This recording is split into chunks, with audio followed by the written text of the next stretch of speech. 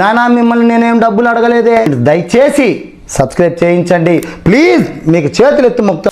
రాబోయే కాలంలో జగనన్న ముఖ్యమంత్రి అయిన తర్వాత సారీ అండి, లేదు, నో ఛాన్స్. ఎగిరెగిరి పడిన వాళ్ళని ఎగరేసి తంతామని కూడా ఈ సందర్భంగా తెలియజేసుకుంటాం. ఉండాలి మరి బరి తెగించినట్టు మాట్లాడుతున్నావు. నీకు ఇస్తే కోటింగ్లు అందరూ ఇడు అత్తలాకుతలం అయిపోతావు.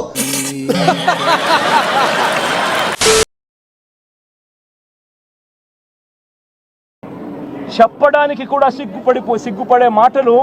ఏం చేయగలరండి? నన్ను చంపగలరా? రేపు చేయగలరా? రేపు చేసే ధైర్యం లేదు. మీ ఎమ్మెల్యేలు ఎంత హేయంగా మాట్లాడుతూ ఉన్నారు అని చెప్పడానికి నిదర్శనం. హెరిటేజ్ ఐస్ క్రీమ్ తో నోరు నిండిపోయిందా? నీ నోట్లో ఏమన్నా హెరిటేజ్ ఐస్ క్రీమ్ పెట్టుకొని ఉన్నావని అడుగుతున్నా. సిగ్గుపడాల్సిన మాటలతో ఆమె వేషాల కోసం ఎంతమందితో పడుకుందో కూడా అందరికి తెలియజే. రోజమ్మను హేయంగా మాట్లాడితే దాంట్లో బూత్ ఏముంది అంటే ఒక మహిళ నోటి నుంచి ఆ మాటలు యాక్సెప్ట్ చేయరు కదా అంటున్నా. ఎందుకు చేయరు? మహిళ అయితే ఏమి, అబ్బాయి అయితే ఏమి.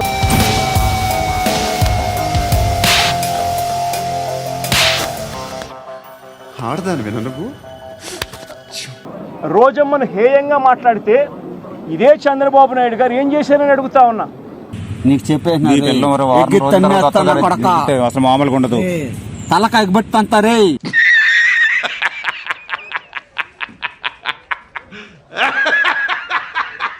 పొలిటికల్ గా ఏమైనా నించాలని ఐడియా ఉందా? చుట్టుపక్కలంతా కవర్ చేస్తున్నా. కొన్నిసార్లు రావడం లేట్ అవచ్చేమో గానీ రావడం మాత్రం పక్కా. ఖచ్చితంగా మేడం, నాకు పొలిటీషియన్ అవ్వాలని చాలా ఇష్టం. నాకు ఇలాంటి వాళ్ళు వస్తే అసెంబ్లీ పరిస్థితి ఏంటి? అటు చూడు. పవన్ కళ్యాణ్ గారు ఎక్కడ నిద్రపోతున్నారో నాకైతే అర్థం కాలేదు. చూడు, ఈ అన్న గుండెల్లో నిద్రపోతున్నాడు. నీకు డౌట్ వస్తే నీ తాటికాయ తలకాయని తీసుకెళ్లి అన్న గుండెల మీద వాల్చి విను. 100 వందే భారత్లు పరిగెడుతుంటాయి.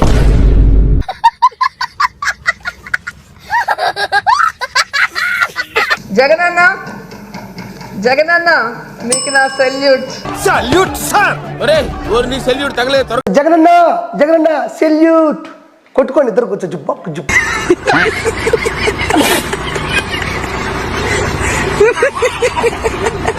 జగనన్న ఊదు మొహం వేసుకొని తాగి బందర మొహంది. జగనన్న ఏంట్రా ఇది? జగనన్న ఆయన నీకు సెల్యూట్ అంటే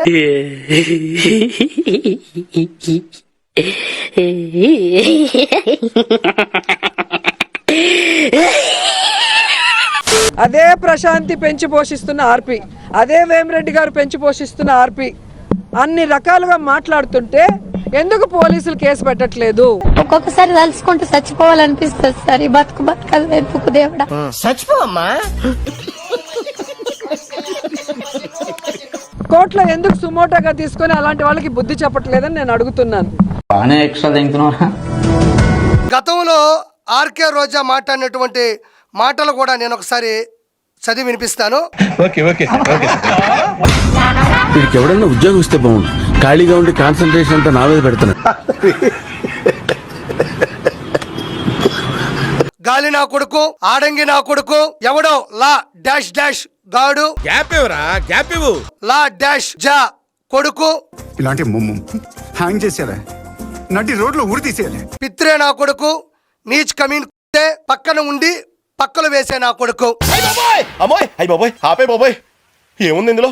నీ దైద్యం తప్ప నాకేం కనపడతలేదు. ఈ రోజు హారిక గారికి ఒకటి జరిగినా, నాకు ఒకటి జరిగినా ఎందుకు పట్టించుకోవట్లేదు?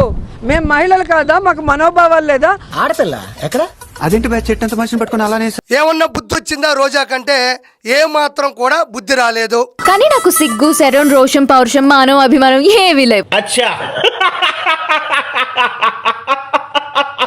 నువ్వంటే మహిళవైపోతావు. అమ్మాయి అంటారా దీన్ని? ఎవరన్నా కిషోర్? దీనికున్న అలవాట్లకి, దీనికున్న వ్యసనాలకి అమ్మాయి అంటారా దీన్ని? రోజా నీకు బడితో పూజ అనే బయోపిక్ తీయాల్సి వస్తే నీ క్యారెక్టర్ నువ్వే చేయాలి, ఇంకెవరూ ఆ సాహసం చేయరు. ఆర్కే రోజా మీద బయోపిక్ తీస్తే ఎలా ఉంటది? అది బయోపిక్ కాదు, భయం పిక్.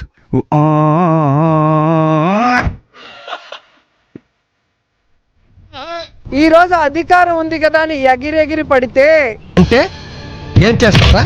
చంపుతావా? నరుకుతావా? ఏం చేస్తావరా? రాబోయే కాలంలో జగనన్న ముఖ్యమంత్రి అయిన తర్వాత మొక్క జరుగుద్ది అవన్నీ నమ్మే ఉంటే నీ ఫేస్ లాగే నువ్వు ఏదో కన్నాలేసుకు బతకాల్సి వస్తుందిరా. ఎగిరెగిరి పడిన వాళ్ళని ఎగరేసి తంతామని కూడా ఈ సందర్భంగా తెలియజేసుకుంటాం. మా వాడు చూడండి వాళ్ళందరినీ ఎలా ఎగిరెగిరి తంతున్నాడో. మీరు పొరపడ్డారు. మీ వాడు ఎగిరెగిరి తంటల్లా, వాళ్ళే మీ వాడిని ఎగరేసి తంతున్నారు.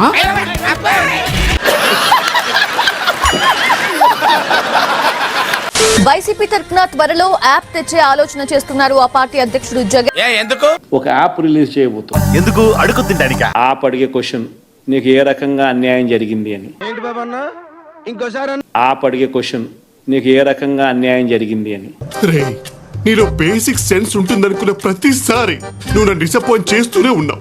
యాప్ ద్వారా ఆ అధికారి పేరు దగ్గర నుంచి ఏ పరిస్థితుల్లో ఆయన ఏ రకంగా ఇబ్బంది పడ్డాడు అనేది ఆయన చెప్పచ్చు.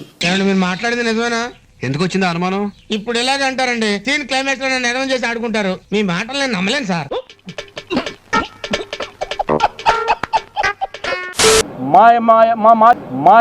మా మాజీ మంత్రి, తెలుగు రాదు, ఇంగ్లీష్ రాదు, సన్నాసి అతవా. మాజీ మంత్రి రజనమ్మ. ఏంటి అవును అమ్మని పిలిచినావు? నాకు కళ్ళు కనిపించవు కదా, ఈ అమ్మాయి మా అమ్మ అనుకున్నాను. మీ మంత్రులను, మీ మంత్రుల ఇళ్లకు, మీ ఎమ్మెల్యేల ఇళ్లకు ఇదే మాదిరిగానే మా వాళ్ళను కూడా పంపించి హత్య చేయించే కార్యక్రమం మొదలెడితే, నువ్వు మామూలు కాదురా, నీ బ్రెయిన్ గతలకయ్యా. అసలు నువ్వు సైకో కాదురా, సైకోలకే సైకోరా. నువ్వెక్కడ దొరికావురా నాకు? మొదలెడితే రేపొద్దున రాజ్యాంగం అనేది బతుకుతుందా అని అడుగుతా ఉన్నా. చెప్పేటివన్నీ శ్రీరంగ నీతులు, చేసేటివన్నీ దమ్మల గుడిసెల్లోకి దూరడం. రాష్ట్రంలో లా అండ్ ఆర్డర్ అనేది ఏమైనా ఉంటుందా అని అడుగుతా ఉన్నా. నీలాంటి దరిద్రపు కొట్టి విధం నేను ఎక్కడ చూడలేదురా. ఏంటంటే అది కూటమి ప్రభుత్వం వచ్చాక వేధింపులకి, అక్రమ కేసులకి, ఇబ్బందులకి గురవుతున్న వాళ్ళందరూ కూడా అయితే వీళ్ళందరూ నన్ను చీట్ చేశారని మా బాసుకి చెప్పేస్తాను. అరే వెర్రి పప్ప, నువ్వు చెప్తావని తెలిసే లీగల్ గా నిన్ను ఇరికించారా.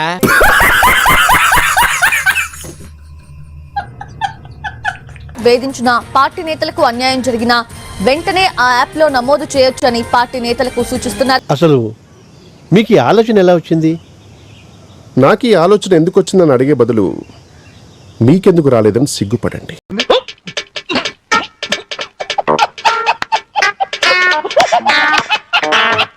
ఆ యాప్ లో ఆ వివరాలన్నీ అప్లోడ్ చేయాలట.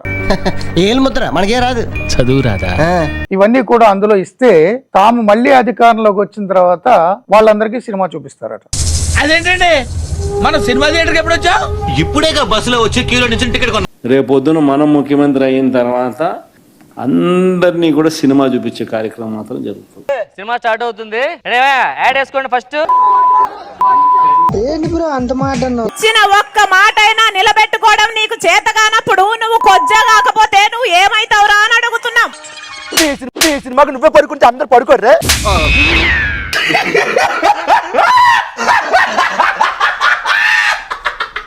అధికారంలోకి వచ్చిందా వాళ్ళ సంగతి తెలుస్తాను అంటున్నారు.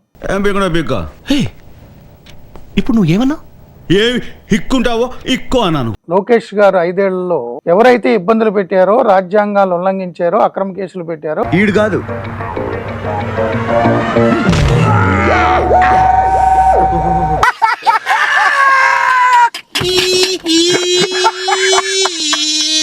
వాళ్ళ వివరాలు రెడ్ బుక్ లో రాసుకున్నారు. అధికారంలోకి వచ్చిందా రెడ్ బుక్ ప్రకారం చర్యలు తీసుకుంటా అన్నారు కదా. డ్రామాలాడిన ఒక్కొక్కడికి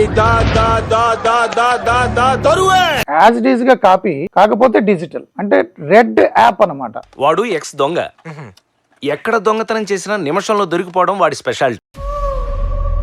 అయినా ఇలా దొంగతనాలు చేయడానికి సిగ్గులేదా? Don't book a judge by its cover. ఆయన దొంగతనం కాదు, తస్కరించుట. నువ్వు సిగ్గుతో తలంచుకోవాలా నువ్వు చేస్తా ఉన్న పనులకు అని చెప్పి చంద్రబాబు నాయుడు గట్టిగా మందలిస్తా ఉన్నా. చెత్తరా కొడక దిగి, ఇక్కడ ఉంటే మొహం పగిలిపోద్ది, దెంగ ఇక్కడ నుంచి.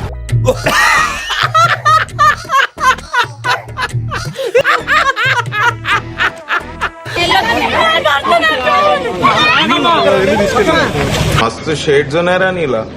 అబ్బో కమల్ హాసన్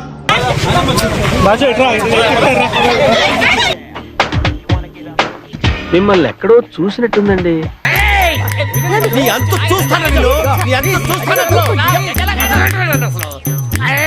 వద్దురా అన్నాను, విన్నావా?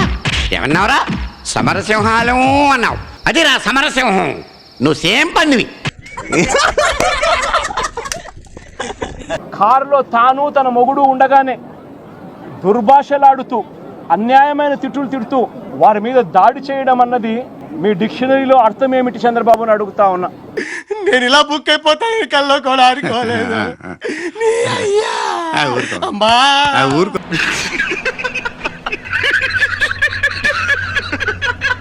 తురకా కిషోర్ కూడా ఆయన కుమార్తెను ఎత్తుకొని నాటకీయత ప్రదర్శించారు. మీ బతుకులు చెడా ఇయో బతుకుల వారికి ముగ్గురు ఆడపిల్లలు, ఇంటికి పోతే మా నాన్న అడుగుతారు, ఏమో చెప్పాలి.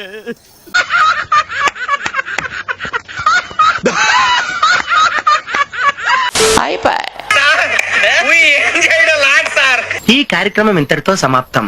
రేపు ఇదే అలవాసులపై మళ్ళీ కలుసుకుందాం. అంతవరకు సెలవు. మరి ఇలాంటి ఇంట్రెస్టింగ్ అప్డేట్స్ కోసం షేర్ చేయండి, లైక్ చేయండి, సబ్స్క్రైబ్ చేసుకోండి. ఫైనల్ గా గంట కొట్టడం మాత్రం మర్చిపోగా.